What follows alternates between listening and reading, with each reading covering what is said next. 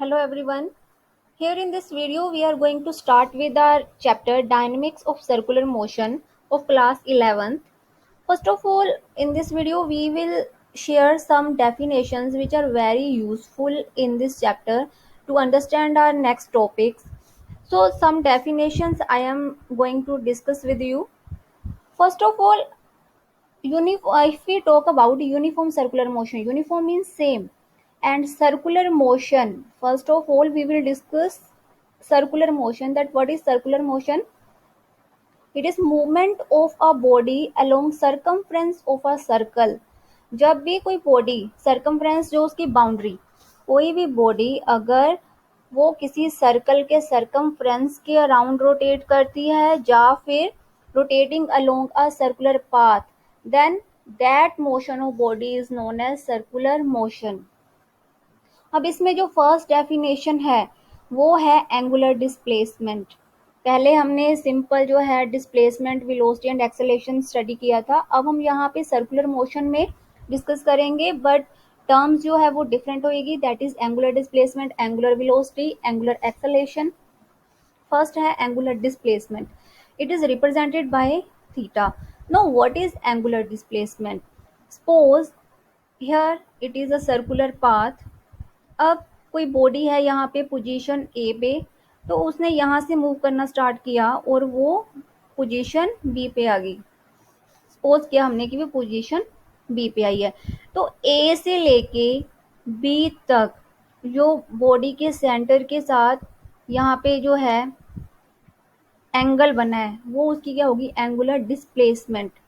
या फिर कह सकते हैं कि shortest angle between initial and final positions for a given object having circular motion, या angle through which a body revolves around a centre, या जिस एंगल के अराउंड बॉडी रोटेट कर रही है सेंटर वाले के साथ. या फिर कह सकते हैं कि इनिशियल से लेके फाइनल पोजीशन तक जो शॉर्टेस्ट एंगल बना है that is angular displacement theta. हम मैथमेटिक्स में भी हमने पढ़ा है कि angular displacement theta is equal to arc upon radius. अब दोनों ये लेंथ्स है, तो क्या होएगा? इसके यूनिट्स तो होंगे because it is an angle, so unit will be radians. But ये डायमेंशन लेस क्वांटिटी होएगा, इसकी कोई डायमेंशंस नहीं होएंगी. क्यों? क्योंकि ये भी आर्क और रेडियस दोनों लेंथ है, दोनों के यूनिट सेम है, दोनों की डायमेंशन सेम है, लेंथ है दोनों ही, तो इसकी कोई भी डायमेंशंस नहीं होएंगी क्योंकि इन दोनों की डायमेंशन जो है वो कैंसिल हो जाएगी. सो m0 l0 t0 we can से इसकी डायमेंशन होएगी और we can say dimensionless quantity है ये. Second is angular velocity omega.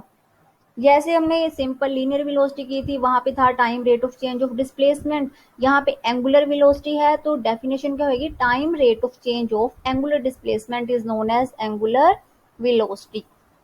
So formula will be angular velocity omega is equal to angular displacement upon time. तो इसके यूनिट क्या होंगे? एंगुलर डिस्प्लेसमेंट के यूनिट है रेडियन, टाइम के यूनिट है second, so it will be radian per second. Because it is in denominator, जब जो ऊपर जाएगा तो हम इसको क्या लिखते हैं? पर, रेडियन पर सेकेंड. और डायमेंशनल फॉर्मूला क्या बन जाएगा इसका? m0 l0, और जो टाइम है एंगुलर डिस्प्लेसमेंट तो डायमेंशन लेस है. अब टाइम है, ऊपर जाके टाइम का डायमेंशनल फॉर्मूला क्या होता है? m0 l0 t1, ऊपर जाके क्या हो जाएगा? t-1, so it will become m0 l0 t-1. Next है angular acceleration. It is represented by alpha. So simple acceleration was time rate of change of velocity. Here angular acceleration will be time rate of change of angular velocity. It is known as angular acceleration. So it will be equal to angular velocity upon time. Now unit क्या हो जाएंगे? angular velocity क्या है? Radian per second upon second, तो second दो बार आ जाएगा, तो radian per second square. और डायमेंशनल फॉर्मूला क्या बन जाएगा? m0 l0 t-2, because dimensional formula of angular velocity m0 l0 t-1, एक t ऊपर और हो जाएगा तो t-1 -2 हो जाएगा. नेक्स्ट है टाइम पीरियड. टाइम पीरियड, यहाँ पे हम सर्कुलर पाथ की बात कर रहे हैं, सर्कुलर मोशन की बात कर रहे हैं. तो जब कोई बॉडी एक पॉइंट से स्टार्ट करती है और एक पूरा जो है सर्कल कंप्लीट करती है, एक पूरा रेवोल्यूशन कंप्लीट करती है, वो कितने टाइम में कंप्लीट कर रही है? So time taken to complete one revolution is known as time period. It is represented by capital T. Unit क्या होंगे? Time period is time. So second, and its relation with angular velocity is, we can see t is equal to t pi upon omega, या फिर हम लिख सकते हैं omega is equal to 2 pi upon t. Next is frequency. Now what is frequency? It is represented by nu. It is nu. It is not v, it is nu. It is reciprocal of time period. Time period था कि एक circle को complete करने में कितना time लगा, that was time period. और frequency है कि एक सेकंड में बॉडी जो है कितने सर्कल्स, कितने रेवोल्यूशंस कंप्लीट कर रही है. So number of revolutions completed in 1 second is known as frequency. So frequency is equal to 1 by time period because it is reciprocal of time period. So we can write here nu is equal to 1 by t, or we can write from this relation omega is equal to 2 pi. 1 by t क्या बन गया? Nu. So it will become omega is equal to 2 pi nu. Next definition जो main है, centripetal force और centrifugal force. अब centripetal force both are related to circular motion.